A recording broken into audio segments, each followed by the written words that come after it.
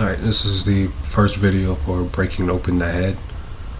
For this video, the topics I want to address were diagnostic, priority, and relational.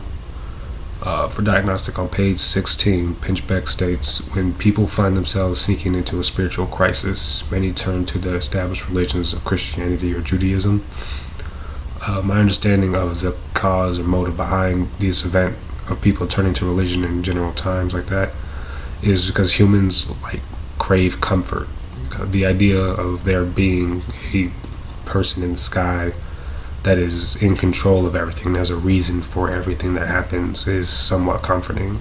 And I'm not trying to diminish it at all, but I'm not sure about Judaism, but with Christianity, there's an implementation of a reward system. You know, the whole, if I live a good life now, I'll be rewarded in the next life type of idea. That idea gives people who have fallen into a crisis something to live for, something to look forward to. So I think that's the main reason behind that type of correlation. For priority, I wanted to address what appears to be the main part of this book, drug use. Let me just start off by saying I'm neither for nor against the use of drugs. Just like the author, people have their reasons for using and for hating drugs. Currently, drug use is a hot topic in America because on one side you have people who do die from it, and there's people who live off of it and make money off of it. I will say a lot of it is misinformation from both sides. Even with our president saying things like drugs are cheaper than candy bars, as a perfect example. Pinchbeck also says that he's seen people die from an overdose of drugs on page 18, and to that I have to say, duh. Just because overdose is called overdose for a reason. Too much of anything will kill you. That's just a fact. Now, there are drugs, however, that do put lives at risk after a one-time usage.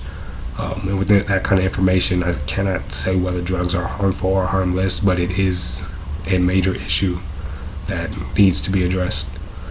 And for relational, on page 14, Pinchbeck talks about the existential crisis he was having.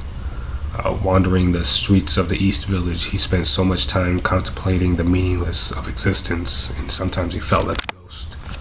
That's something I remember from both high school and college, like seminars on depression. They would pull you aside and have a whole talk about it.